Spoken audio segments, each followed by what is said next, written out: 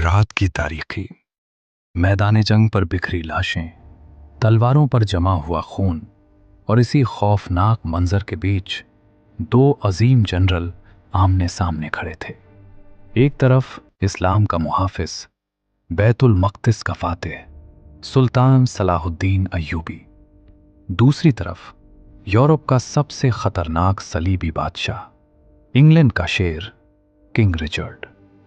तारीख गवाह है, ये सिर्फ दो लश्करों की जंग न थी, ये किरदार, शराफत, ईमान और इंसानियत का इम्तिहान था।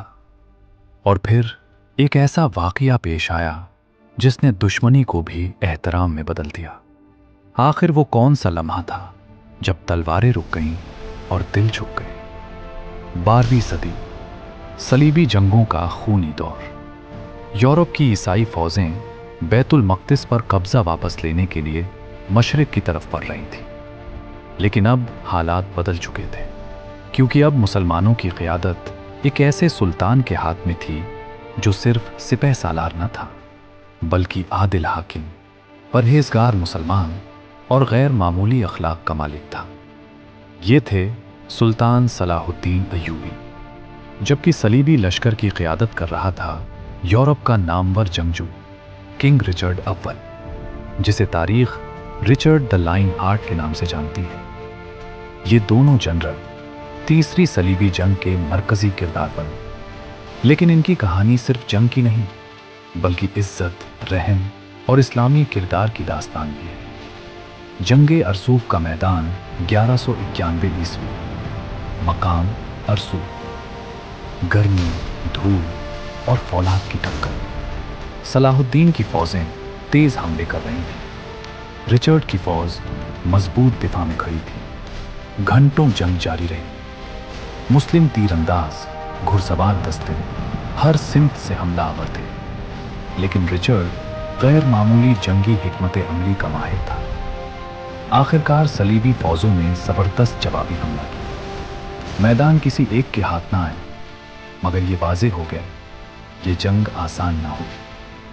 सलाहुद्दीन ने महसूस किया कि ये दुश्मन आम बादशाह नहीं, और रिचर्ड ने भी देख लिया कि वो एक गैर मामूली मुस्लिम जनरल से मुकाबला कर रहा है।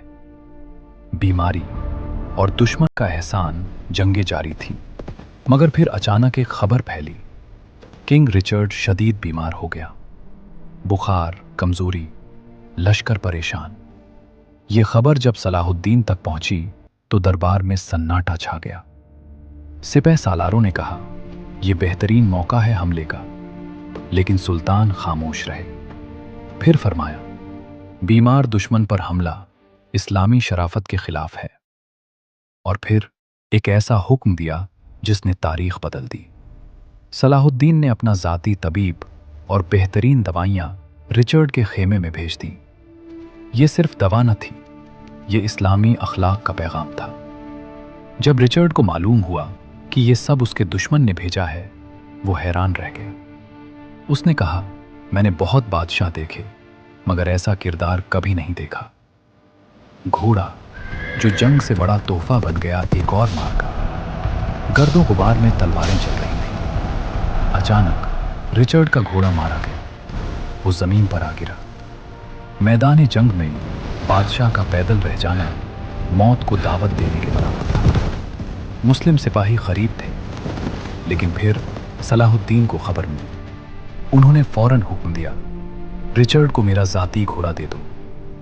सिपाही हैरान रह गए, या सुल्तान, वो दुश्मन है। सलाहुद्दीन ने फरमाया, बादशाह का मुकाबला बादशाह से होना चाहिए, पैदल आदमी से नहीं। घोड़ा भेज दिया गया। रिचर्ड ने जब देखा, वो लम्हा जंग से ज्यादा बड़ा था।